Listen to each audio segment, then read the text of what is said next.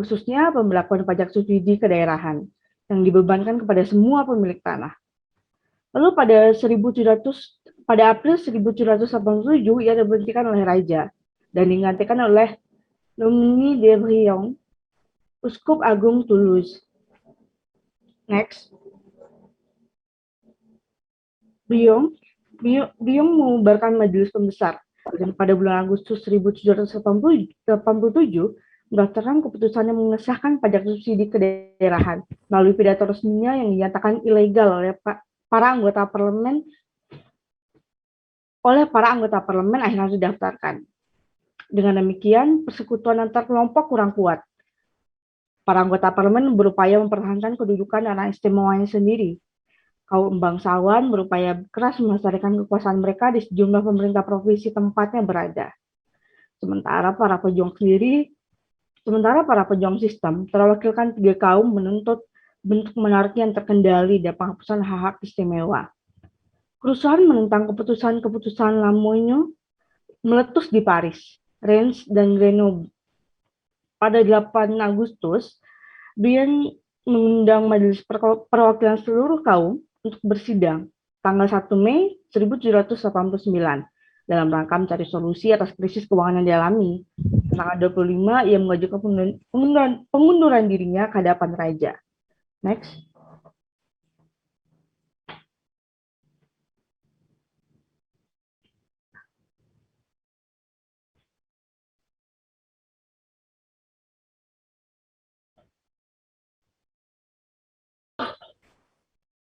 Itu dibacanya Brienne ya. Brienne lalu dibaca Turgot, G ya, bukan je tapi G. Bacanya Turgot, kemudian dibaca Necker. Tadi ada satu lagi yang salah membacanya tadi apa ya? Oh, Calon, bacanya Calon. Ke ya, bacanya bukan je tapi ke. Calon. Oke, masih ada lanjutannya lagi? Maaf, Bella, slide-nya tolong. Slide-nya hilang.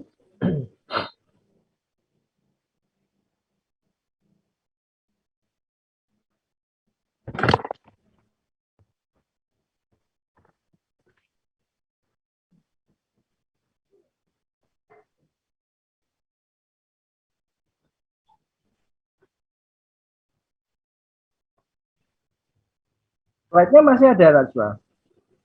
Maaf, yang share screen itu Rahmat, Monsieur. Oh, Rahmat mana Rahmat? Masih ada nggak? Masih ada mestinya. Belum selesai. Kalau saya lihat belum selesai. Memang belum selesai, Monsieur. Sebentar.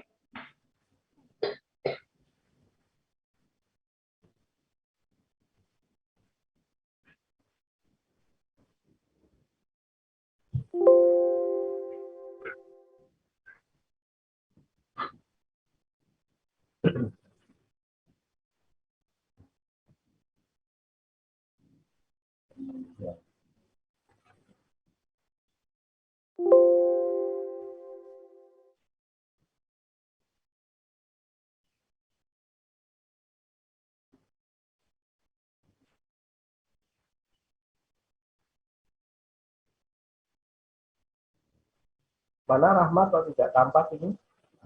Sepertinya Rahmat mengalami gangguan sinyal, Monsieur. Oh, sepertinya ya. Iya. Selain Rahmat ada yang bisa share PPT lagi mungkin? Anggotanya 3 ya tadi ya?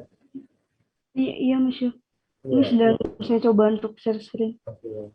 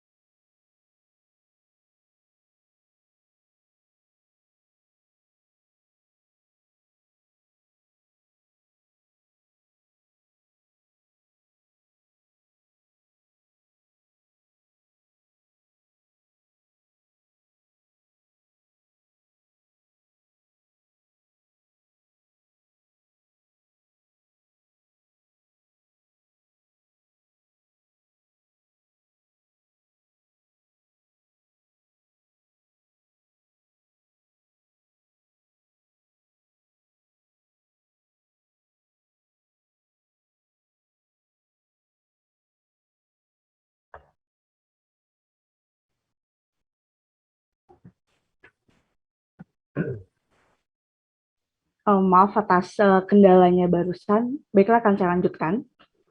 Menuju sidang Majelis Perwakilan Seluruh Kaum. Dengan semua ketidakberesan pemerintahan dan tuntutan rakyat yang tak kunjung dipenuhi, akhirnya membuat rakyat mulai jengah. Para pejuang rakyat yang menyuarakan perombakan menyeluruh, bukan hanya peraturan perpajakan semata, untuk menuntut agar kaum ketiga memiliki sejumlah perwakilan yang sama dengan gabungan kedua kaum yang lain, dan agar pemungutan suara dilakukan per kepala, bukan per kaum. Pada tanggal 25 September, Parlemen Paris meminta agar majelis bersidang seperti dahulu dengan setiap kaum memiliki satu hak suara serta jumlah perwakilan yang sama. Akibatnya, hanya dalam hitungan hari, popularitas para bapak bangsa tersebut langsung terpuruk.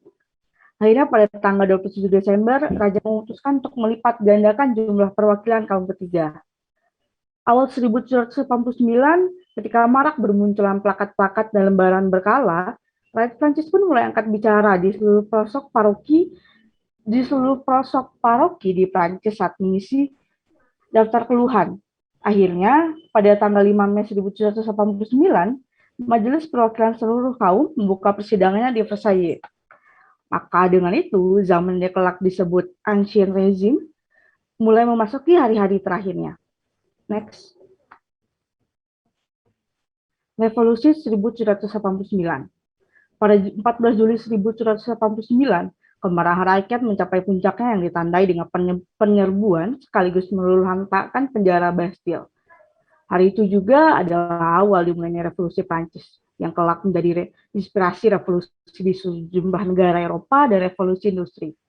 Sebuah era yang menandai hidupnya demokratisasi dalam segala sendi kehidupan. Bastille seakan-akan menjadi hakim yang mewakili ketimpangan sosial. Next. Mungkin sekian.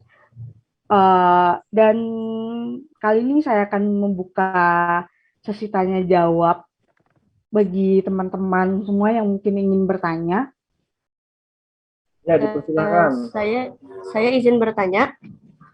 Saya Fahmaulia Kashdina dengan NIM 2311 141050 izin bertanya, di sidang Majelis Perwakilan Seluruh Kaum itu ada kaum apa aja ya?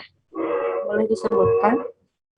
Baik-baik. Kami akan menampung beberapa pertanyaan dulu, baru nanti akan dijawab. Terima kasih atas pertanyaannya sama.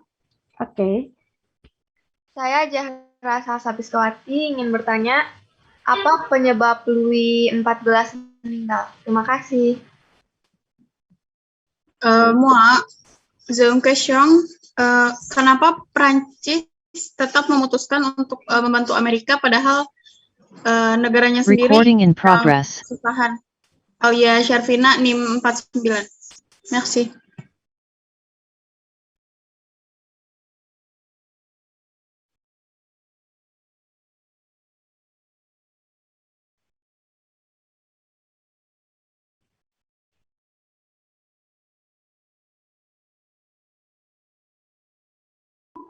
Baik, kami akan berdiskusi sebentar ya.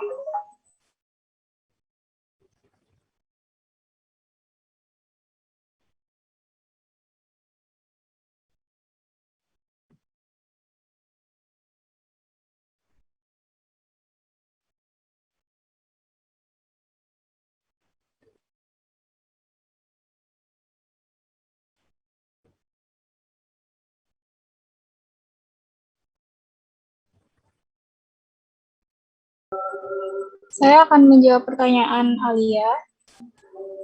Kenapa Prancis tetap memutuskan untuk membantu Amerika padahal negaranya sendiri sedang kesusahan saat itu?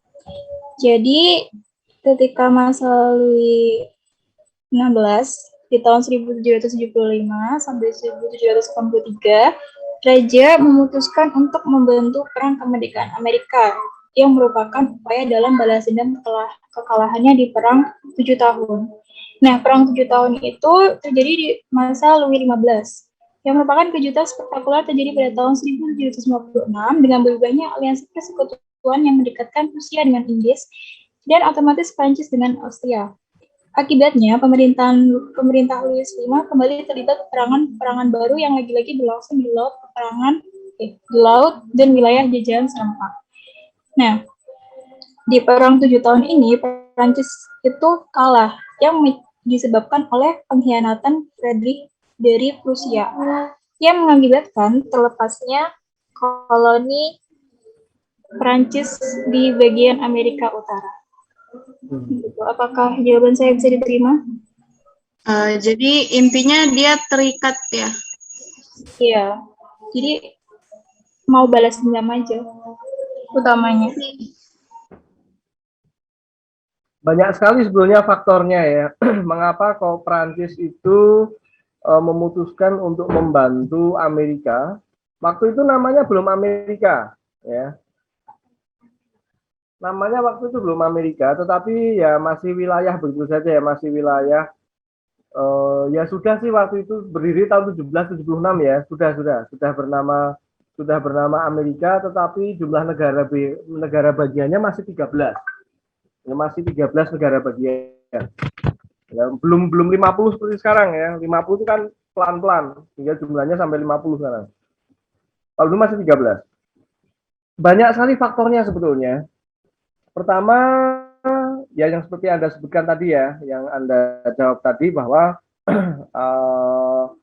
tujuannya adalah untuk membalas kekalahan Inggris pada Perang 7 tahun. Ya, seperti Anda ketahui, Prancis kan kalah dalam Perang 7 tahun ya, dari 1756 sampai 1763.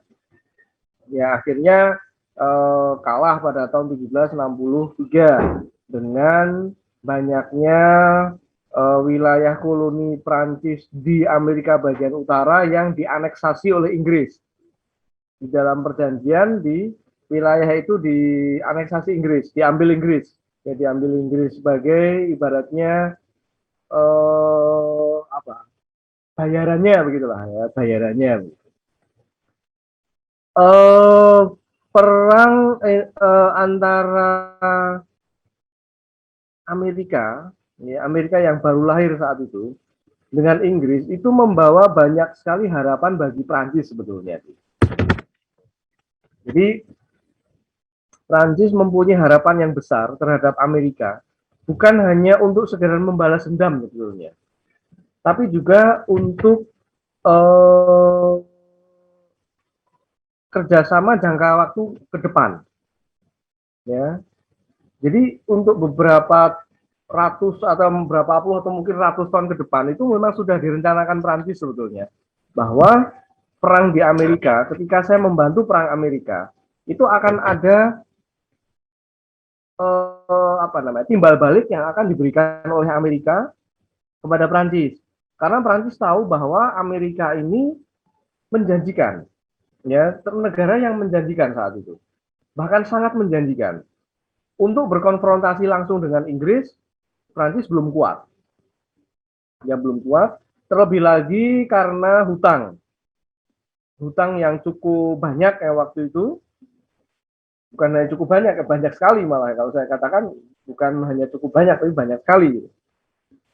Kemudian masalah dalam negeri Prancis juga belum sepenuhnya teratasi, bahkan semakin lama semakin porak-poranda ya. Sebetulnya era Louis ke-15, Louis XV, itu tidak bisa sepenuhnya kita tidak bisa sepenuhnya kita bilang bahwa Louis XV itu adalah raja yang tidak punya kompeten. Bukan, sebetulnya bukan. Kalau saya memandang Louis ke-15 itu yang ada hanya penyesalan sebetulnya. Mengapa saya katakan demikian?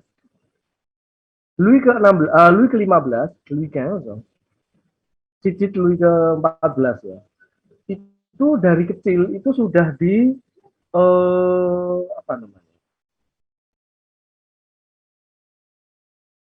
sejak dia memerintah, dia sudah diberi nasihat sebetulnya. Bahkan secara tidak langsung kakeknya ketika kakek buyutnya sebelum meninggal itu sempat berpesan bahwa janganlah kamu menyukai perang seperti aku. Karena perang hanya akan membawa kesengsaraan. Jadi Louis ke-14 sebelum meninggal dia bilang kepada Louis ke-15, waktu itu masih umur 5 tahun ya, bahwa saya ini terlalu menyukai perang. Ya, saya ini terlalu menyukai perang.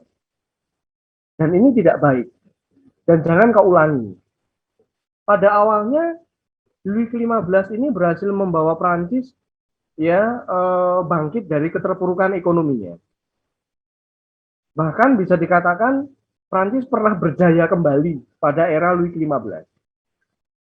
Tetapi sekali lagi, ternyata penyakit dari kakek buyutnya ini juga diwarisi tanda petik oleh cicitnya. Louis ke-15 terpancing untuk ikut berperang. Padahal ini sudah diwanti-wanti jauh sebelumnya oleh kakek buyutnya ya, bahwa jangan sampai kau terjebak pada perang. Tapi yang namanya orang sudah mulai kaya, uangnya sudah mulai banyak, akhirnya bingung kan uang ini mau buat apa? Penasihat-penasihatnya pro dan kontra masalah perang. Akhirnya Louis ke-15 lebih berat kepada yang pro perang. Walhasil Prancis pun akhirnya terjun ke dalam perang 7 tahun. Ya, berkonfrontasi dengan Austria waktu itu. Itu kan sebenarnya perang perebutan tahta gitu. Perang perebutan tahta Prusia sebetulnya kan. Tidak hanya di Eropa tapi juga merambah ke wilayah koloni Prancis, yaitu di Amerika bagian utara. Nah, di mana di situ Prancis berperan, pasti Inggris ada, gitu loh. Ya, akhirnya semakin lama semakin terpuruk, gagal, Prancis kalah dalam perang 7 tahun. Louis ke-15 meninggal dengan meninggalkan hutang yang banyak. Hutang ini ingin ditutup sebetulnya, ingin dibenahi oleh penerusnya Louis ke-16. Tetapi beberapa menteri, beberapa penasihat keuangan semuanya gagal. Turgot gagal. Bacanya bukan Turgot ya, tapi Turgot. Ya, Turgot gagal. Calonne juga begitu. Ya, kemudian Lomini di Brienne sama. Nanti ke arah Jacques Necker juga sama. Bacanya Jacques Necker. Juga sama kasusnya. Kalau Necker itu bahkan menghendaki agar Prancis berhutang. Nah, pertanyaannya mana ada sih negara yang kaya karena hutang kan begitu ya. Nah, disinilah sebetulnya Prancis menaruh harapan kepada Amerika. Gitu loh. Bertolak dari sisi ekonominya yang hancur, Prancis masih mempunyai harapan besar agar nanti di Amerika mereka bisa berinvestasi dalam segala hal. Oleh karena itu mereka bela-belain perang berada di pihak George Washington kan.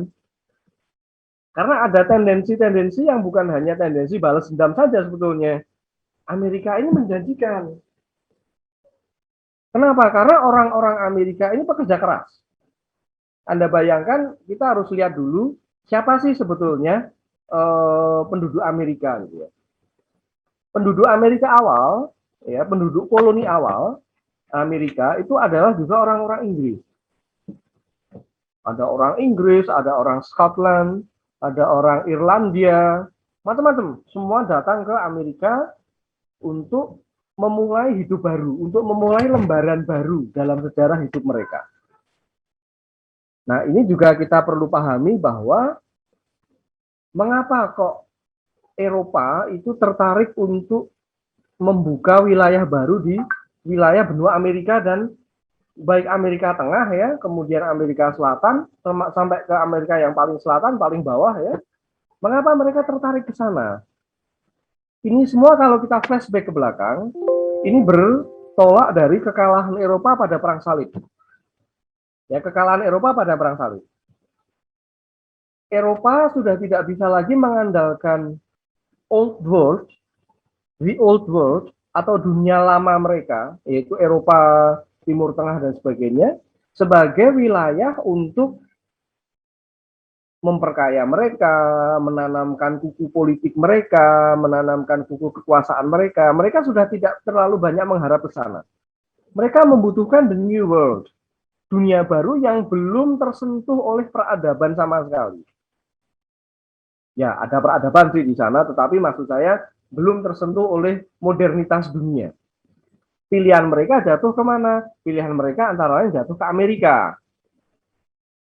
Nah, Amerika ini memang oleh para founding fathers-nya, para bapak peletak dasar Amerika ya, itu sebagai tanah yang akan menjadi tandingan Eropa, gitu loh. Kalau Eropa itu the old world, dunia lama, Amerika ini the new world, gitu loh. Nah, Prancis itu menaruh besar sekali harapan kepada Amerika yang sedang berdiri.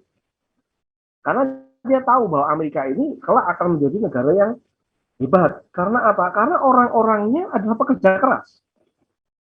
Anda bayangkan bahwa penduduk Amerika awal itu ketika mereka membuka lahan di Amerika, itu hutan.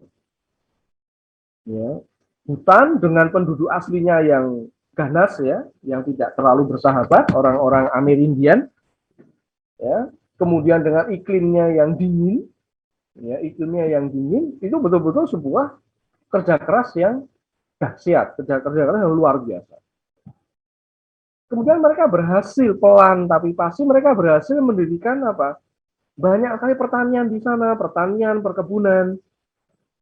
Ingat, George Washington adalah salah satu pemilik perkebunan yang sukses di Amerika. Dia pemilik perkebunan loh. Ya, dia pemilik perkebunan. Ya, dia seorang tuan tanah. Ya, George Washington seorang tuan tanah. Berhasil di sana.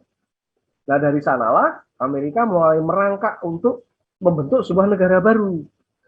Selama ini mereka harus membayar pajak kepada kerajaan Inggris. Karena Amerika sebelumnya adalah koloni Inggris. Tapi lama-lama para penduduk koloni ini nggak suka karena semakin lama pajaknya semakin gede. Lalu mereka pun memberontak.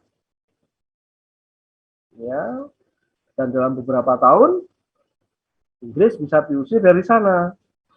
Nah, dari sini Prancis tahu sebetulnya bahwa Amerika itu sangat prospektif. Walaupun ya Prancis membantu Amerika dengan keadaan yang compang-camping ya. Keadaan negaranya compang-camping kan, hutangnya banyak, uang hutang itu dipakai untuk membiayai perang, sebetulnya gitu. Gambling sebetulnya mereka. Ini uang mau saya apakan kan. Kalau memperbaiki ekonomi ya berkali-kali gagal. Gimana kalau memperbaiki ekonominya ini dengan mendukung sebuah embrio negara, ya, sebuah embrio negara yang akan berhasil di kelak kemudian hari, yaitu Amerika, gitu loh. Makanya kenapa sampai sekarang sebetulnya hubungan Amerika dengan Perancis itu cukup baik, mesra bahkan. Ingat patung Liberty, ya, itu adalah hadiah Prancis sebagai tanda persahabatan Amerika-Prancis. Tahu patung Liberty ya, yang ada di muara Sungai Hudson di New York. Itu hadiah dari Prancis loh, dari perunggu. Itu patung perunggu hadiah dari pemerintah Prancis. Hadiah dari pemerintah Prancis. Dirakitnya di Prancis. Ya, dirakitnya di Prancis. Di las-lasnya itu di Prancis itu. Ya. Di las, di patri itu di Prancis semua itu. Itu dikapalkan ke Amerika. Jadi begitu sebetulnya. Tetapi Prancis belum sudah dilanda api revolusi. Gitu loh. Karena apa? Karena kondisi ekonomi Prancis di dalam negeri itu sudah tidak bisa terkontrol lagi. Kemiskinan sudah tidak bisa tertahankan lagi. Sementara prospek perbaikan ekonomi di Prancis dengan cara investasi di Amerika itu jangka panjang. Belum bisa dinikmati hasilnya dengan instan. Tapi di Prancis kalau sudah ekonomi sudah terlalu morat-marit, ya rakyat sudah terlalu menderita, revolusi keburu pecah waktu itu. Itu ya ceritanya tuh begitu sebetulnya. Ya, jadi sebetulnya ketika Prancis membantu Amerika itu bukannya tanpa tujuan, ada maksud di sana, ya ada maksud di sana. Dan biasanya tidak jauh dari motif ekonomi, ya tidak jauh dari motif ekonomi. Kalau hanya sekedar membalas dendam saja, saya kira terlalu sederhana alasannya, ya terlalu sederhana. Karena Prancis cukup mengerahkan cukup banyak pasukan loh ya, ribuan pasukan ke mana? Ke Amerika loh itu. sampai terjadi konfrontasi betul-betul itu di Yorktown ya 1781, sampai Inggris betul-betul terusir dari Amerika. Gitu. Bisa dipahami? Ya, oke, dilanjutkan dengan jawaban yang berikutnya. Silahkan. Baiklah, saya akan mencoba menjawab pertanyaan dari Fahma. Ada kaum apa saja pada sidang Majelis Perwakilan Seluruh Kaum? Pada sidang tersebut terdapat etas general, yaitu wakil rakyat dari berbagai golongan, terbagi menjadi 3 golongan, yaitu pertama pendeta yang menduduki etas pertama, kaum bangsawan atau yang menduduki etas kedua, dan sisanya adalah rakyat biasa Prancis yang menduduki etas ketiga. Bagaimana Fama? Apa jawabannya dapat dimengerti? Terima kasih Najwa, jawabannya bisa dimengerti. Tadi apa tanya tentang etat généraux ya? Iya, etat general. Etat généraux atau kalau kita terjemahkan adalah Dewan Perwakilan Golongan. Sebetulnya. Di dalam bahasa Indonesia adalah Dewan Perwakilan Golongan, les États généraux.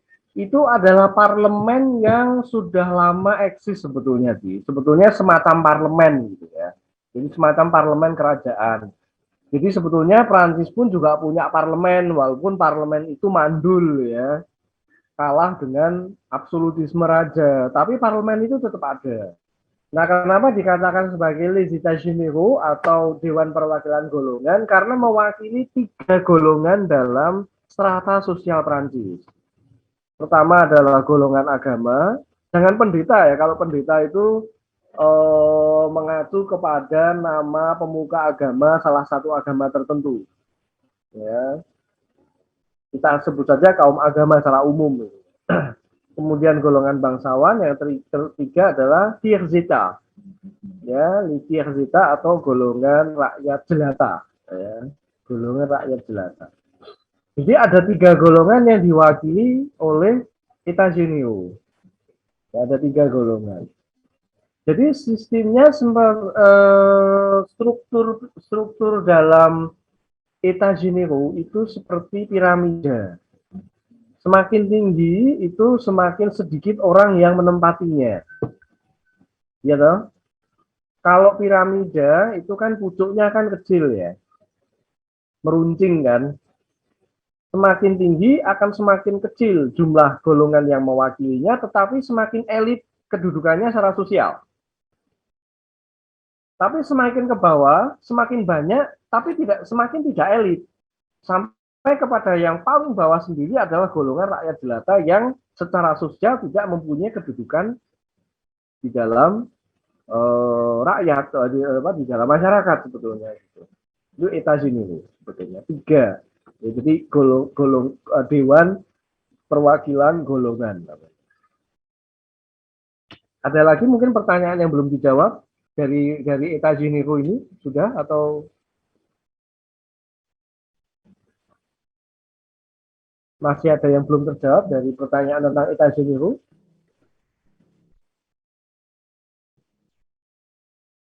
Yang tanya tadi siapa? Fahma, Monsieur. Ya, sudah atau masih ada yang perlu dijelaskan lagi?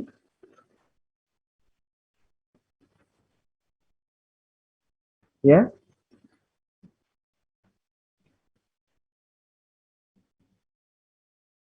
Adakah yang masih harus dijelaskan lagi atau sudah? Maksudnya pertanyaan tentang etat généraux tadi.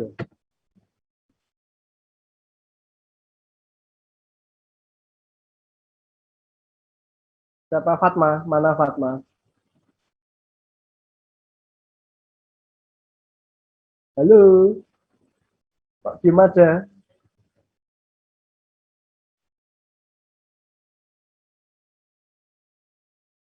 Oh, ini orangnya pergi. Fahma pergi, oh baru datang. Ya, ya. Gimana Fahma? Ada yang perlu dijelaskan lagi mungkin? Dari pertanyaan Fahma tentang etat généraux? Atau ada lagi yang belum terjawab oleh siapa tadi? Najwa atau apa?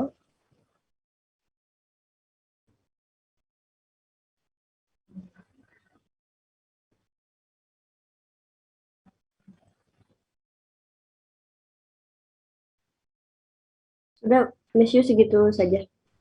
Oke, bon. Oke, pertanyaan selanjutnya masih ada?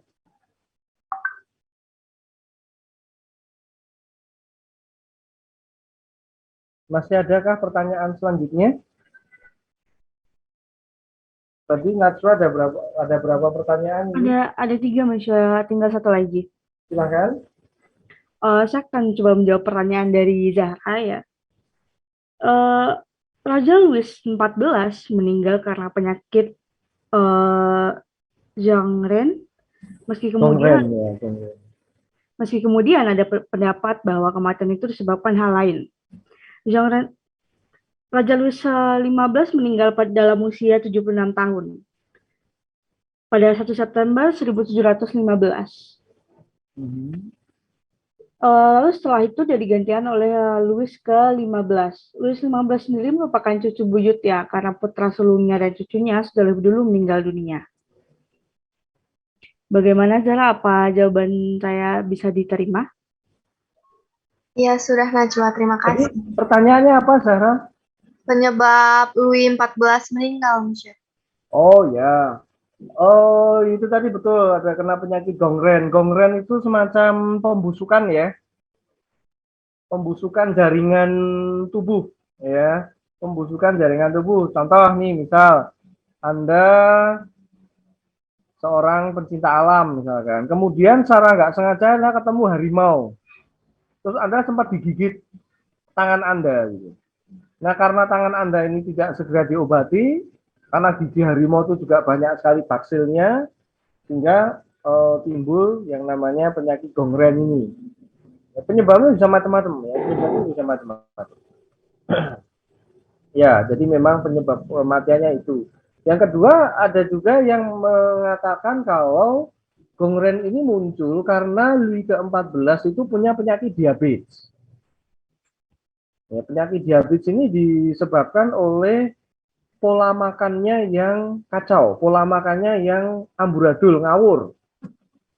Anda bisa melihat nanti mungkin Anda iseng-iseng searching di YouTube gitu ya, Anda lihat pesta, Anda lihat saja, Anda klik saja, Anda cari saja mungkin pesta pada era Louis ke-14 di Chateau de Versailles. Di sana Anda akan menemukan bahwa makanan yang disajikan ya, makanan yang disajikan pada kesempatan-kesempatan seperti itu jumlahnya puluhan ya, jumlahnya puluhan, dan biasanya rata-rata adalah dari daging, entah itu daging babi, entah itu ayam, entah itu mungkin domba dan sebagainya ya. Kemudian belum makanan-makanan lain yang seperti cake atau apa, gato, kemudian segala macam roti ya, segala macam yang manis dan sebagainya dalam jumlah yang luar biasa. Kalau 1 hari, 2 hari nggak masalah. Coba Anda kalikan dalam kurun waktu puluhan tahun. Ya, Anda pasti akan tidak merasa heran kalau Louis ke-14 ini menderita penyakit gula atau diabetes. Kalau dari pola makannya. Lagian ini raja ini adalah raja yang suka sekali makan. Ya, raja yang suka sekali makan. Anda perlu tahu bahwa yang namanya diabetes itu adalah ibu segala macam penyakit. Betul ya? The mother of all disease kan. Siapa yang kena diabetes itu biasanya akan mudah terserang penyakit yang lain. Jangan heran ya, mereka-mereka yang meninggal ketika divaksin COVID kemarin, itu rata-rata adalah mereka yang punya penyakit diabetes atau penyakit bawaan yang lain. Ya, jadi vaksinnya kontra dengan penyakit bawaan itu. Disinyalir Louis ke-14 meninggal karena penyakit ini. Sehingga ketika dia terkena apa gitu, gongren dengan mudah, apalagi diabetes itu kan, apalagi diabetes basah ya, diabetes basah itu kan jaringan tubuh tidak mungkin bisa kembali normal ketika luka. Siapa yang pernah melihat orang terkena penyakit diabetes? Mungkin teman tetangga Anda, mungkin ada saudara Anda, ya. Anda sering dengar kan kalau penyakit diabetes itu selalu luka terus nggak bisa sembuh kan? Nah, salah satu akibat yang muncul ya, kemungkinan gangren itu juga bisa. Karena apa? Karena ini jaringannya membusuk. Jaringannya membusukkan. Gangren itu kan membusukan jaringan. Jadi kemungkinan besar itu diagnosis dari ilmu kedokteran modern. Kemungkinan adalah diabetes. Louis ke-14 menderita diabetes. Nah, dari situ menjalar penyakit yang lain. Anda juga sering dengar kalau kena diabetes biasanya ada yang terserang kebutaan, ya, ada yang terserang penyakit ginjal, gagal ginjal dan sebagainya. Ya. Nah, kasus pada Louis ke-14 penyakit diabetesnya ini membuka pintu bagi gangren. Ya, membuka pintu bagi penyakit gangren. Bisa dipahami? Ya. Oh, kalau Anda lihat pola makannya ngeri, ya, pola makan raja-raja zaman dulu mengerikan. Mengerikan. Dalam macam daging ada di sana kan. Padahal orang kalau makan daging sehari saja, mungkin Anda sehari itu makan daging misalkan. Pagi daging, siang daging, sore daging. Pencernaan Anda itu kerjanya keras. Beda dengan pencernaan Anda ketika mencerna makanan yang dari sayuran. Itu cepat, sayuran, buah itu cepat sekali. Karena seratnya tinggi. Tapi daging itu adalah makanan yang paling sulit dicerna oleh tubuh, oleh pencernaan. Butuh waktu lama. Apalagi Anda makannya sehari 3 kali, belum besoknya iya. Ya, selama berapa puluh tahun kan begitu. Yang terjadi adalah penumpukan sampah di dalam tubuh kan, seperti itu. Oke, ada yang mau bertanya lagi? Dipersilahkan.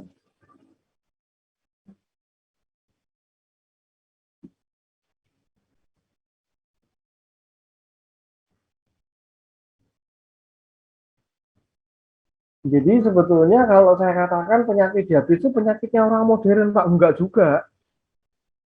Dulu itu ya sudah ada dong penyakit itu, cuma karena belum diketahui, akhirnya baru diketahui oleh dunia medis modern kan.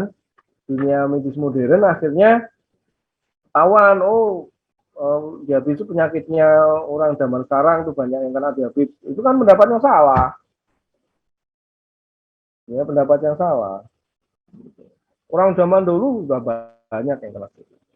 Cuman karena belum tahu obatnya, belum tahu klasifikasinya masuk penyakit apa, akhirnya ya tahunya yang menjadi penyebab utamanya saja, misalkan Louis ke-14 meninggal karena gangren, tapi tidak disebutkan gangren itu penyebabnya apa sih, kok bisa kena gangren.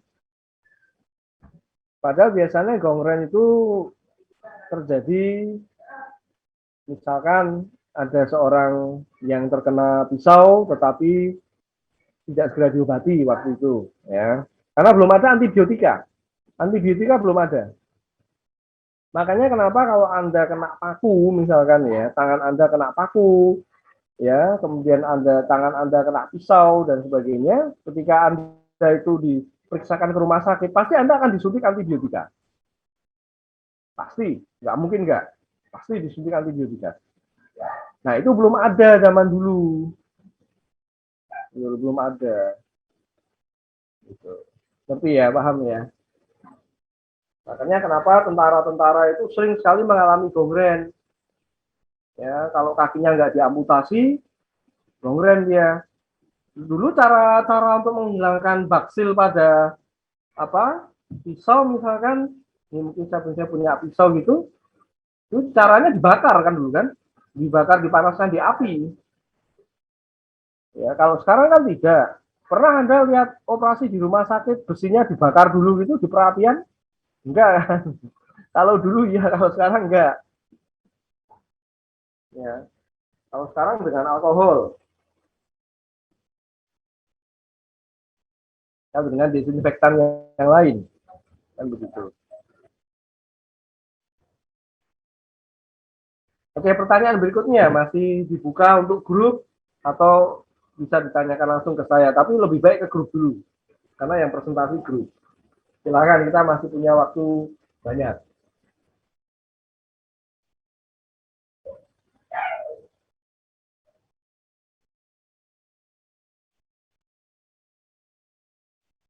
Kalau tidak, nanti saya yang tanya. Daripada saya tanya, kan mendingan Anda yang bertanya kan.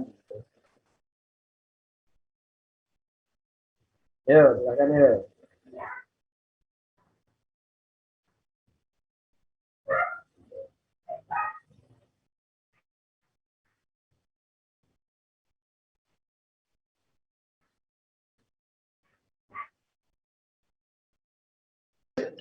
Mau Mesyo, tapi mau nanya tentang perang 7 tahun itu. Silahkan. Jadi itu disebabkannya sama Perancisnya yang pengen perang atau gimana? Bukan, sebetulnya perang 7 tahun itu Prancis waktu itu nggak ikut-ikutan sebetulnya. Ya, coba saya share apa namanya PPT ya. Saya tolong dijadikan host dulu supaya saya bisa share PPT. Saya carikan sumbernya. Ini bisa langsung share screen, Monsieur. Oke, très bien.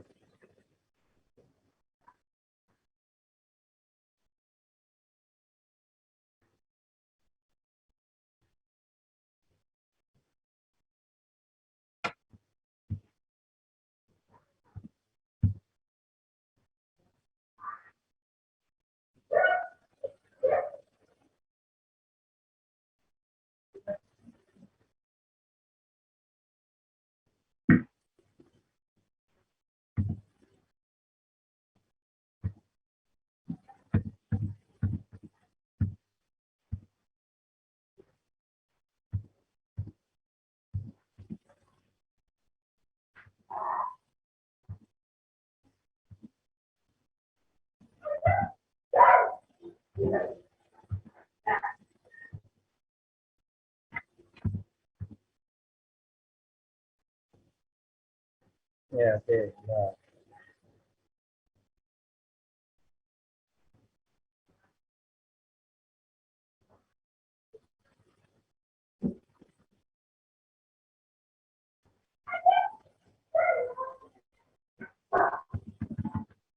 Ini 15 ya.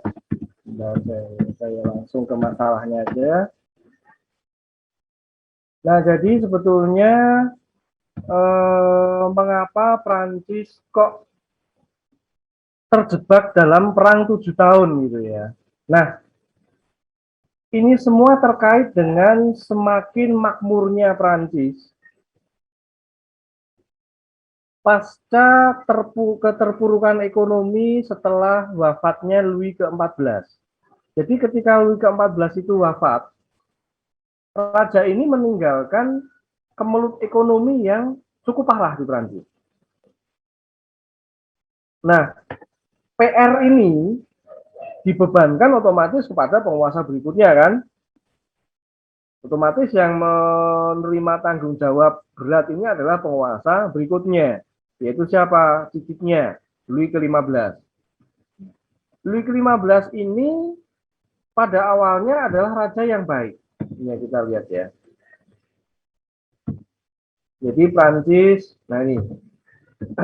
Louis ke-15 mewarisi sebuah kerajaan yang porak-poranda akibat peperangan-peperangan era Louis ke-14. Kondisi keuangan jangan tanya. Kondisi keuangan itu nyaris kosong. Kas itu nyaris kosong. Nah, kemudian raja ini perlu seorang pembantu, maka diangkatlah Fleury. Nah, Kardinal de Fleury sebagai pembantu utamanya. Fleury ini seorang yang piawai mengurus masalah ekonomi. Berkat usaha Fleury, sedikit demi sedikit terbina sebuah kondisi keuangan kerajaan yang cukup bagus. Ini Kardinal de Fleury. Ya. Kemudian Fleury sendiri dibantu oleh pengontrol keuangan yang kompeten, misalkan Michel Robert, Le Pelletier de Fort, lalu Philibert Ulry dan sebagainya. Berkat bantuan dua pengontrol keuangan itu, Fleury berhasil menstabilkan mata uang Prancis dan akhirnya menyeimbangkan anggaran kerajaan pada tahun 1738. Jadi ketika Louis ke-15 mulai naik tahta pada tahun 1715, ini kan Louis 15 naik tahta di usianya yang ke-5. Karena dia lahir tahun 1710. Nah, sepanjang pemerintahnya itu dari 1715 sampai 1738 itu terjadi usaha-usaha perbaikan ekonomi. Cukup lama. Sampai 1738 itu akhirnya kas kerajaan membaik. Ya, kas kerajaan membaik. Bahkan bukan hanya membaik. Ya, bukan hanya membaik. Tapi surplus. Ya, surplus. Jadi Louis ke-15 itu mempunyai keinginan untuk melakukan ekspansi ekonomi. Ekspansi ekonomi itu adalah prioritas utama pemerintahan Louis ke-15.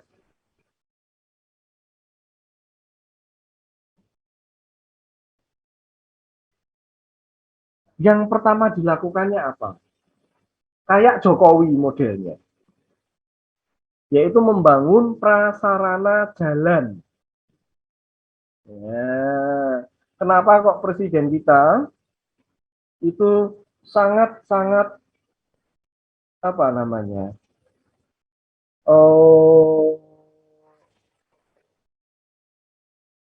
Menekankan pembangunan jalan tol.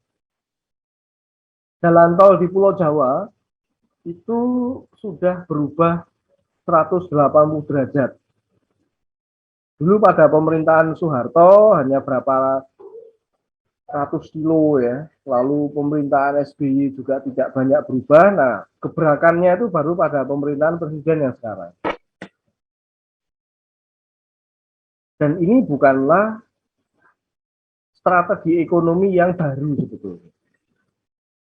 Ini sudah pernah dilakukan oleh penguasa-penguasa pada zaman dulu. Salah satunya adalah Louis ke-15.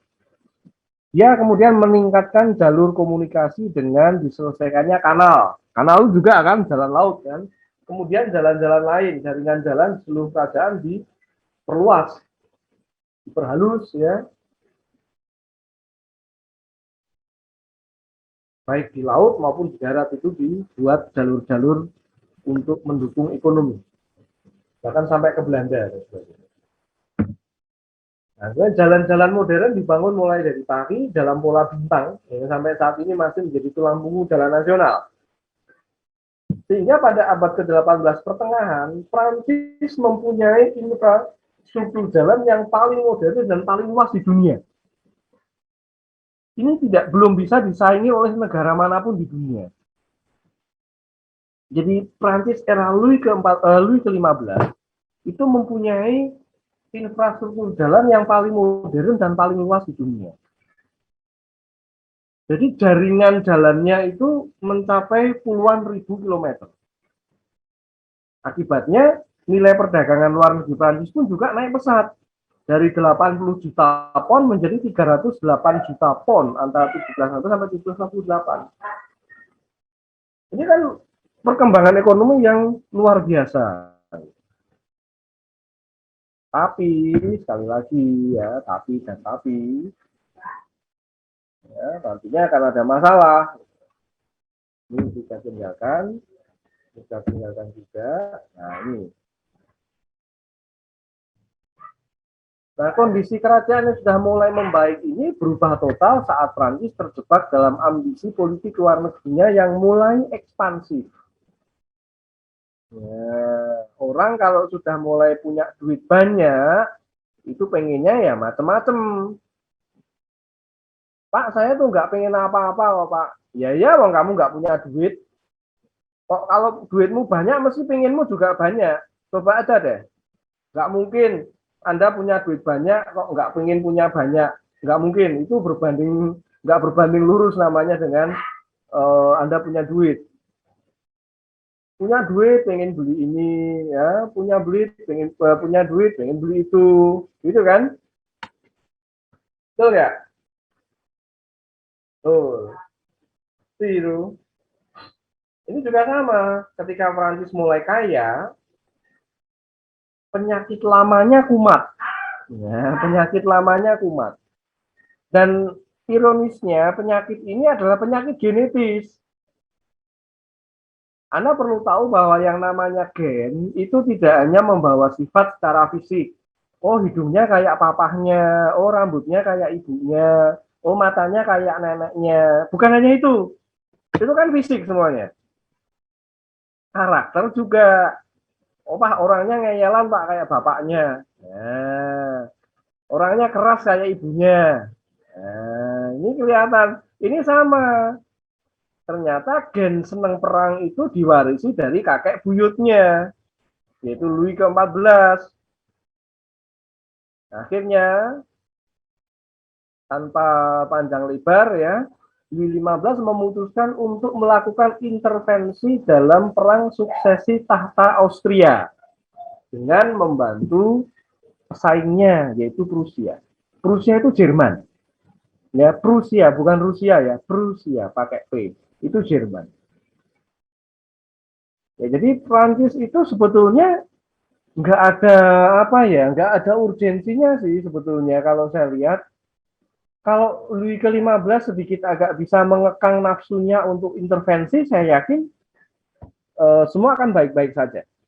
Ya, semua akan baik-baik saja. Gitu. Tapi ya sekali lagi yang namanya gen itu kan nggak bisa ditolak juga kan gitu ya. Ya, nah, ternyata dia mewarisi gen suka perang itu gitu. Entah karena bisikan dari siapa, entah ini idenya sendiri, ya kan? Entah keuntungan apa yang mungkin dijanjikan oleh orang yang bisi itu, saya juga belum bisa menemukan jawabannya. Akhirnya Louis memutuskan untuk melakukan intervensi dalam perang suksesi tahta Austria. Penyebab perang 7 tahun itu adalah perang suksesi tahta Austria. Problemanya apa? Kita lihat. Bahwa ketika Kaisar Karl ke-6 dari Austria itu wafat, jadi Kaisar Karl ya ke-6 dari Austria itu meninggal, terjadi sengketa tahta antara Maria Theresa, ya Maria Theresa itu adalah putra Karl ke-6, dan Friedrich kedua dari Prusia yang telah lama menjadi sekutu Austria. Kok bisa? Bisa. Karena apa? Karena Friedrich itu merasa punya hak atas tahta Austria. Dia mengklaim tahta Austria untuk dirinya sendiri. Ya.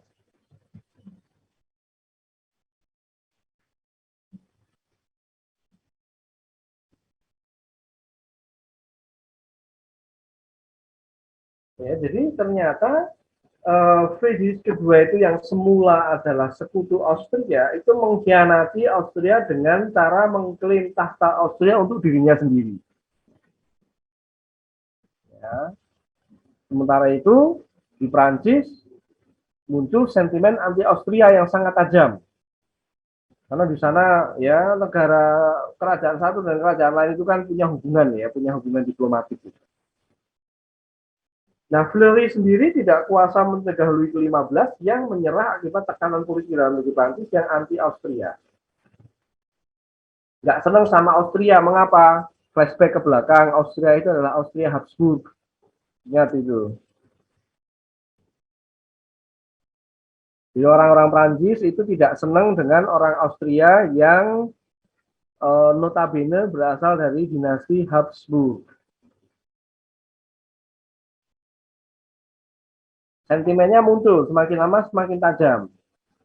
Karena orang Prancis tidak suka dengan Austria, rajanya pun kira-kira suka dengan Austria enggak? Enggak, Enggak. Monsieur. Enggak. Sama-sama enggak senangnya dengan rakyatnya. Nah, untuk mewujudkan rasa ketidaksukaan terhadap Austria, Louis ke-15 mendukung musuh Austria, yaitu mendukung Friedrich kedua. Ya, dia mendukung Friedrich kedua itu naik tahta. Dengan kata lain sebetulnya Prancis itu mendukung orang yang salah. Karena Friedrich ini tidak punya hak sebetulnya atas tahta Austria. Yang punya hak Maria Theresa, karena dia adalah putri Raja Karol ke-6. Yang paling sah adalah calon Ratu Maria Theresa. Ya, Ratu Maria Theresa. Nah, Louis ke-15 akhirnya terjun dalam konflik tersebut dengan menjadi sekutu Prusia. Namun konsekuensinya, Prancis pun harus menghadapi Inggris sebagai sekutu utama Maria Theresa. Jadi Maria Theresa dari Austria itu sekutu utamanya siapa? Inggris. Kalau melawan Maria Theresa, otomatis Prancis juga harus melawan Inggris. Jadi ya. Ya. Prancis pun akhirnya terjebak dalam siklus peperangan ala Louis ke-14. Terjebak dalam peperangan yang terus-menerus. Nah, ini bagian pertama dari konflik ditandai dengan kegagalan pahit Prancis. Bavaria dukungan Prancis diserang oleh pasukan Austria yang sekaligus berhasil menduduki Alsace di wilayah Prancis bagian timur. Hanyalah intervensi Prusia, sekutu Prancis ya, yang berhasil memaksa mereka untuk meninggalkan Alsace. Baik, sebaliknya di bagian terakhir peperangan ditandai dengan serangkaian kemenangan Prancis di Belanda, yaitu di Fontenoy, kemudian di Rocourt dan terusnya. Ya. Jelas ya di sini ya. Ini salah satu kemenangan Prancis ada di Fontenoy.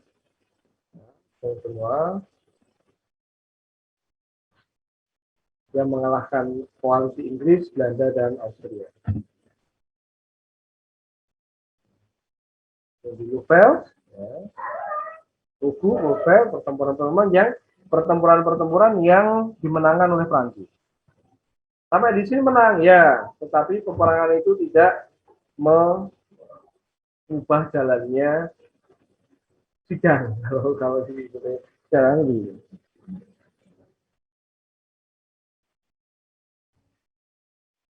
Nah, kemudian menyusul ketiga kemenangan ini, Prancis menduduki semua wilayah Belgia saat itu dan berada dalam posisi untuk menyerang Belanda dengan jatuhnya benteng Berg op Zoom. Louis XV tidak jauh lagi dari keinginannya untuk mewujudkan mimpi lama Prancis, yaitu menguasai perbatasan utara kerajaan di sepanjang sungai Rhine. Lanjutkan, ini pertempuran di Berg op Zoom. Ini pertempuran yang mahal. Nah, ini kemenangan mahal itu gagal ya, tidak bisa menolong saat Prancis kalah di Amerika. Ya, di Amerika Prancis ternyata kalah melawan Inggris. Ya. Kemenangan-kemenangan besar tadi tidak ada artinya. Karena apa? Karena koloni Prancis di Amerika itu adalah koloni yang paling mahal. Koloni termahal. Koloni yang paling banyak menyumbangkan keuangan bagi Prancis. Ya. Akhirnya apa? Begitu di Amerika kalah melawan Inggris, ya sudah, wassalam. Ya, wassalam, habis Prancis. Prancis kembali terpuruk dalam kemerosotan ekonomi dan politik yang parah. Karena apa? Karena wilayah yang mendukung ekonominya direbut Inggris. sumber penghasilan utama Prancis di Amerika direbut oleh Inggris. Kira-kira kalau sumber keuangan mahasiswamu di stop sama bapakmu misalkan, kamu nangis nggak kan gitu? Nangis Pak. Nah ya itu sama, Prancis kehilangan sumber pemasukan keuangannya yaitu di wilayah Amerika. Jajahannya banyak sekali loh di Amerika loh, termasuk Amerika sendiri, Kanada ya, Kanada itu kan jajahan Prancis diambil oleh Inggris. Kanada itu kaya loh ya, kaya sekali. Belum pulau-pulau kecil di sepanjang di seputar perairan Karibia. Ya, banyak bilang juga ya. Prancis harus menyerahkan wilayah-wilayah yang diinginkan oleh Inggris karena kalah perang.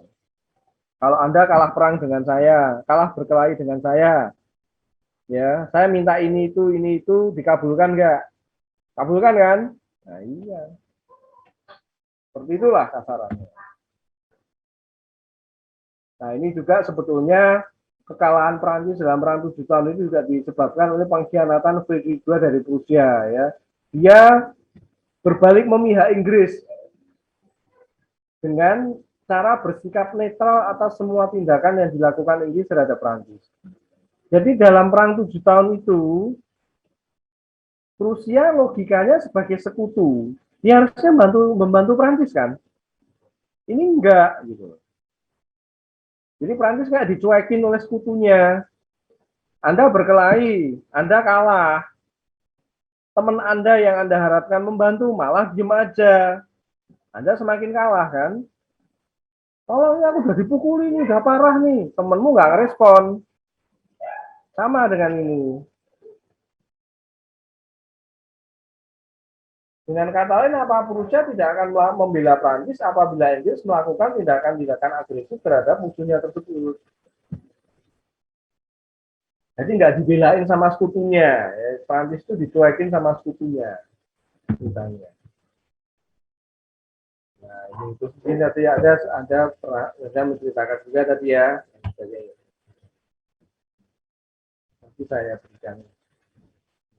Anda sudah punya ini ya semua ya? Belum? Apa, Monsieur? Apa? PowerPoint ini belum punya? Yang apa penyebab kekalahan itu? Penyebab kemerosotan ekonomi Prancis setelah Prancis kok berhasil menaikkan ekonominya ini merosot lagi, Anda belum punya ya? Belum. Gitu ya pertanyaan apa jawabannya ya. Jadi sebetulnya perang 7 tahun itu bisa dihindari Prancis sebetulnya. Itu bukan perang yang secara langsung menyeret Prancis ke dalamnya, enggak. Itu hanya karena Prancis gatel sebetulnya. Ya, Prancis Raja Louis ke-15 sebetulnya bisa menghindarkan negara dari perang yang seperti itu. Karena perang yang paling melelahkan dan paling menghabiskan dana itu adalah perang yang modelnya seperti ini. Berlarut-larut, berkepanjangan ya. Lama-lama capek kan. Seperti itu. Oke, ada yang mau bertanya lagi? Silahkan berikutnya. Kalau masih ada. Saya mau bertanya, Monsieur. Oke, silahkan. Ya, bagaimana akhirnya perang 7 tahun berakhir? Apakah ada kesepakatan di akhir? Dan apa keuntungannya bagi pihak yang menang? Nah, tadi sudah disebutkan sebetulnya. Perang 7 tahun itu berakhir dengan kekalahan telak Prancis ya. Kalau karena kita membahas Prancis ya kita melihat konsekuensinya saja terhadap Prancis gitu ya. Jadi ketika Prancis dikhianati Prusia, menjadi dikhianati Prusia. Prusia itu ceritanya tidak akan berbuat apapun membela Prancis apabila Inggris menyerbu Prancis gitu. Ceritanya. Karena logikanya sebagai sekutu, Rusia haruslah membela Prancis ketika Prancis dinakali dalam tanda petik dinakali oleh musuhnya gitu. Tapi ini enggak gitu. Jadi kayak lepas tangan, kayak cuci tangan gitu. Nah, walhasil Bisa kita tebak hasil akhirnya bahwa Prancis akhirnya kalah. Ya, kekalahan Prancis ini berakibat fatal. Mengapa? Karena pihak yang menang itu pasti menerapkan putih perang atau pampasan perang. Ya, dari pihak yang kalah. Jerman, ya, era Perang Dunia Pertama ketika kalah perang,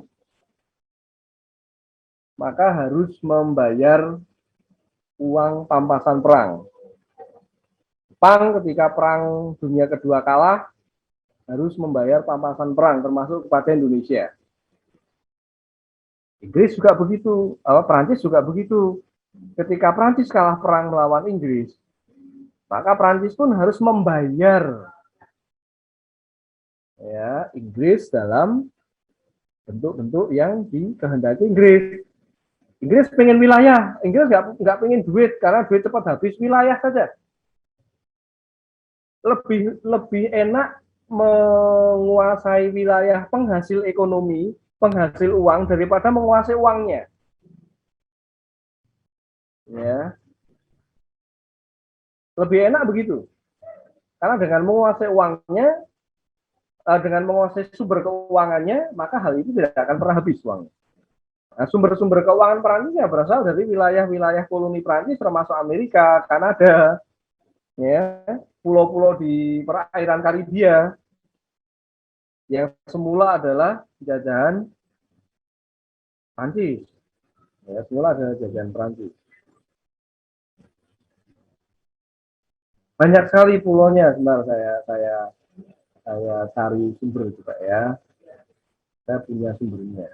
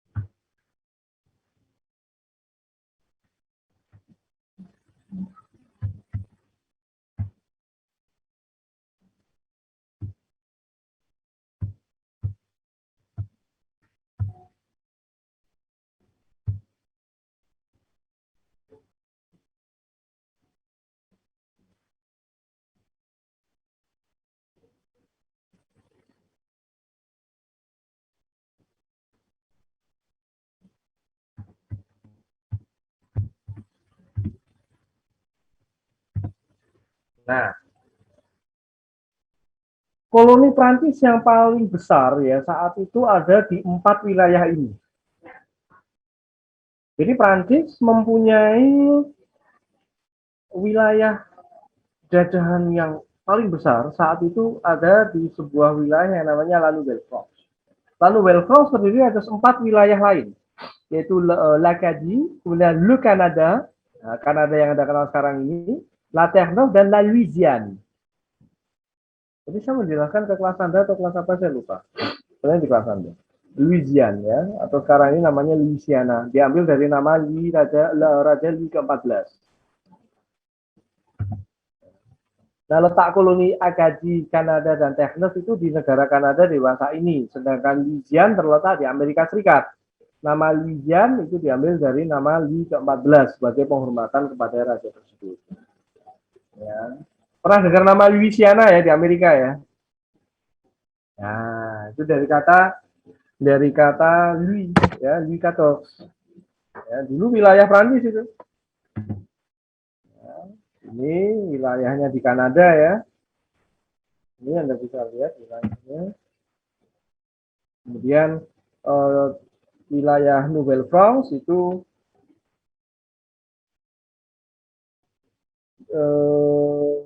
beribu kota di Quebec. Ya, beribu kota di Quebec. Nah, seiring dengan berjalan kekalahan Prancis melawan Inggris dalam perang 7 tahun, maka Quebec dikuasai oleh Inggris. Nah, ini bendera Quebec ini ya. Nah, ini Anda bisa lihat posisi geografis La Nouvelle-France sekarang ini. Dilihat dari peta Amerika. Ini luasnya 3 kali wilayah Prancis yang sekarang. Ya, wilayahnya luasnya 3 kali wilayah Prancis yang sekarang. Besar sekali. Ya, sangat besar, ya sangat besar. Bisa dibayangkan kekayaan yang diperoleh oleh Prancis dari wilayah koloninya ini. Uangnya berapa, Pak? Nggak bisa dihitung, saking banyaknya. Ya, saking banyaknya. Nah, ini ya. Ini Louisiana. Ini wilayah Louisiana ini, yang warna biru ini.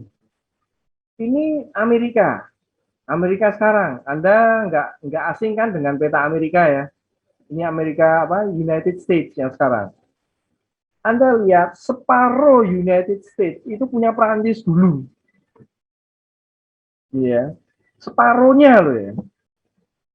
Kalau wilayah yang warnanya ungu, abu-abu, ini wilayah yang kita sebut sebagai Wild West atau Barat yang liar. Waktu itu belum dieksplorasi. Baru dieksplorasi kira-kira pada abad 19. Ya, baru nanti didirikan kota-kota baru di sini ya. Seperti San Francisco, kemudian Los Angeles, Sacramento, kemudian apa namanya wilayah-wilayah lain di sepanjang pantai timur, pantai barat Pasifik. Wilayah koloni Eropa yang pertama di Amerika itu justru di pantai barat Atlantik di sini. Wilayah ini yang paling lama ini yang paling kuno. Ya New York, ya Philadelphia, Baltimore, Boston. Ini wilayah-wilayah lama ini. Wilayah-wilayah pertama yang dikuasai oleh Inggris ya di sini. Prancis di atasnya. Ya yang warnanya biru itu yang dikuasai Prancis. Anda bayangkan separuh. Jadi mungkin banyak orang yang tidak tahu. Saya yakin 80% orang Indonesia tidak tahu kalau Amerika itu dulu separuhnya adalah punya Prancis. Ya, karena jarang sekali diceritakan dalam sejarah. Tapi memang kenyataan demikian.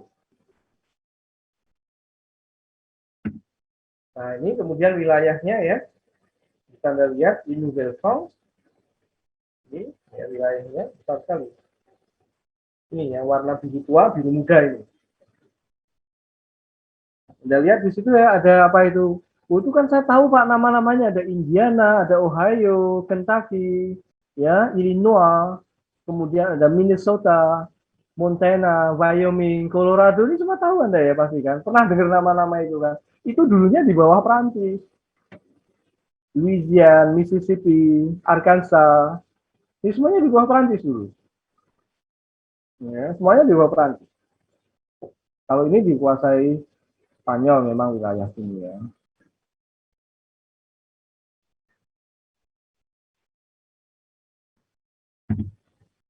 Lalu wilayah lain yang dikuasai Prancis lain di mana Pak? Di Kepulauan Antilles atau Les Antilles Françaises itu mulai 1628 sampai sekarang. Ya, Anda bisa melihat di sini ada kepulauan yang namanya Guadeloupe dan Martinique. Kalau ini masih dikuasai Prancis, ini masih dikuasai Prancis sampai sekarang. Lumayan lah. Setelah perang 7 tahun, ini masih dikuasai Prancis. Lumayan, masih ada wilayah yang dikuasai gitu. Tapi kalau kita lihat wilayah ini, ya, coba mana ya. Nah, ini dulunya punya Inggris, punya Prancis yang dikuasai Inggris. Ada Kepulauan Grenadine, ya, Turki, ya, Turk-e-Caïque, Saint-Croix, Saint Lucie, Saint Vincent, Trinidad dan Tobago, ini semua wilayah Prancis yang akhirnya diklaim Inggris. Akibat perang 7 tahun. Ini akibat kekalahan Prancis dalam perang 7 tahun, Les Petites Antilles tersebut tidak berada di bawah kendali Prancis lagi. Dulunya punya Prancis semua ini. Ya, Kepulauan Dominika, ya, Kepulauan Grenadine, sampai Trinidad and Tobago, kalau di Inggrisnya menjadi Trinidad and Tobago. Saint Vincent, ya, Inggris sebenarnya Saint Vincent, Santa Lucia. Nah ini ya kalau Anda bisa lihat ini. Nah, ini yang lebih enak ini kita lihat ini. Ini mesti Anda nggak asing, Kuba ya. Ini Florida, Amerika. Nah, ini Florida, semenanjung Florida yang menghasilkan jeruk Florida itu ya.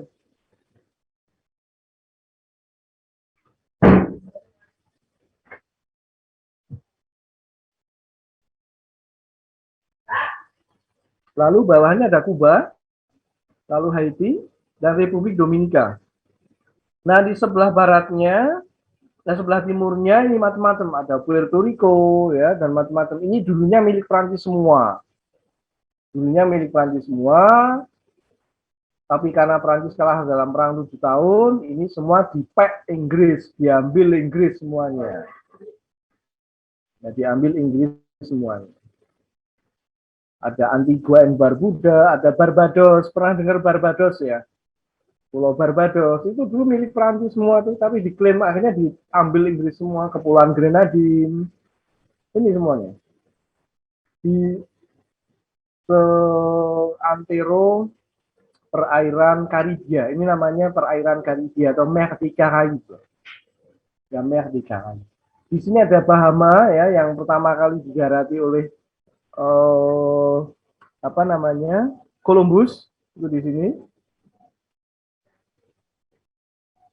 Turk and Caicos, San Bartolomé, Guadeloupe, Dominique, Saint Lucie, dan sebagainya. Yang lain. Ya jelas ya. Visi jelas sampai di sini. Efeknya itu sih. Jelas, Monsieur. Terima kasih. Ya, oke. Masih ada pertanyaan? Jadi efek kesembronoan Louis ke-15 ya saat memutuskan untuk melakukan intervensi ke dalam perang 7 tahun itu luar biasa. Luar biasa merugikannya maksud saya.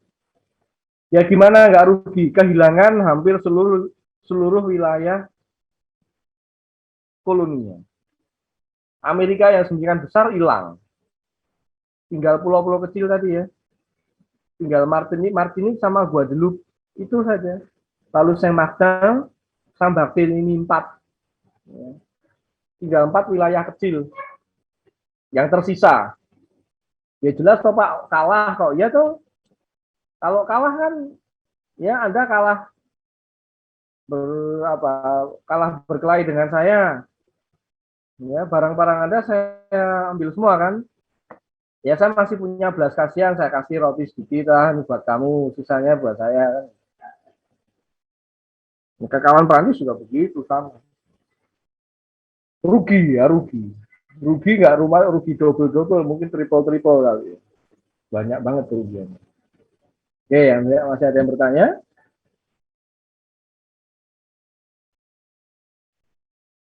Nggak ada? Bon, kalau tidak ada, saya akhiri dulu kuliahnya. Minggu depannya akan berpresentasi. Recording ya. stopped.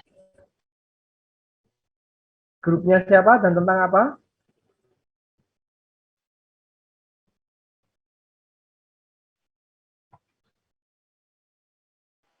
Mau Monsieur tentang revolusi 1848. Tentang apa? Revolusi Revolusi 1848. Oke, berarti kita sudah masuk zaman modern. Ya, jadi itu pasca revolusi Perancis sebetulnya. Tadi nggak kena ya, revolusi Perancisnya nggak kena tadi. Tapi kelas satunya tadi sempat membahas sampai pecahnya revolusi Perancis tadi. Kemudian Louis keempat, Louis 16, kenapa kok dihukum mati, itu tadi saya jelaskan itu. Cuman di kelas Anda belum, tapi nanti PPT-nya tetap saya share ke kelas Anda supaya Anda juga paham. Jadi nanti minggu depan kita sudah masuk ke, harusnya ada revolusi 1830 dulu sebetulnya, tapi ini langsung 1848, ya nggak masalah. Karena sudah beda apa namanya ya, beda visi sebetulnya. Jadi Napoleon juga tidak dibahas di kelas Anda ya. Persentasenya tidak ada yang berbicara tentang Napoleon Bonaparte. Tidak ada ya. Begini saja, pertemuan kita kan masih lama ya. Pertemuan kita masih lama. Minggu depan saya selingi dulu. Ya, baik di kelas satunya juga minggu depan saya selingi dulu untuk memperkenalkan Prancis pasca revolusi dulu. Ya, Prancis pasca revolusi Prancis plus dengan naiknya Napoleon Bonaparte. Ini titik sejarah yang sangat-sangat penting bagi Prancis soalnya. Jadi di titik penting yang pertama adalah revolusi Prancis, yang kedua era Napoleon. Karena era Napoleon ini bisa dikatakan era yang mengubah jalannya Eropa. Ya, mengubah jalannya Eropa. Karena Napoleon mempunyai kiprah yang dahsyat. Ya. Kiprahnya itu tidak hanya di Prancis, tapi di seluruh Eropa, bahkan ke seluruh dunia. Ya, bahkan ke seluruh dunia. Mungkin Anda pernah dengar yang namanya Code Napoleon. Code Napoleon itu semacam hukum ya, yang disarikan Napoleon dari berbagai macam sumber, yang sekarang ini menjadi salah satu pegangan di dalam tata laksana hukum di Prancis. Code Napoleon atau Kode Napoleon tulisannya, tapi kita sebut Code Napoleon. Itu saya anggap pemerintahan Napoleon ini adalah pemerintahan yang sangat penting. Sehingga untuk minggu depan saya selingi dulu, tidak presentasi dulu, tetapi dengan memberikan penjelasan tentang Prancis pasca revolusi dan masuk pada era Napoleon. Karena begitu Napoleon selesai, dia bisa ditumbangkan kan, bisa ditumbangkan oleh Inggris Prusia. Dinasti Bourbon masuk lagi.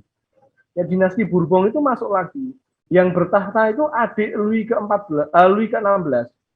Jadinya Louis ke-18. Ya, jadi setelah Louis ke-16 dihukum mati, anak-anaknya tidak ada yang meneruskan karena Louis ke-17 itu meninggal ketika muda, ya, ketika meninggal dia masih muda karena depresi berat ya. Depresi berat selama berada di penjara revolusi. Sehingga mempengaruhi kesehatannya dengan sedemikian parahnya ya, sehingga meninggal di usia muda. Ketika keluarga Bourbon masuk lagi ke Prancis, yang naik tahta, yang jadi raja adalah adik Louis ke-16. Namanya Louis ke-18. Dia bertahta 15 tahun. Dari 1815 sampai 1830, lalu digantikan oleh adiknya lagi yang satunya, yaitu Raja Charles ke-10. Jadi adik bungsunya. Sampai 1848 tadi.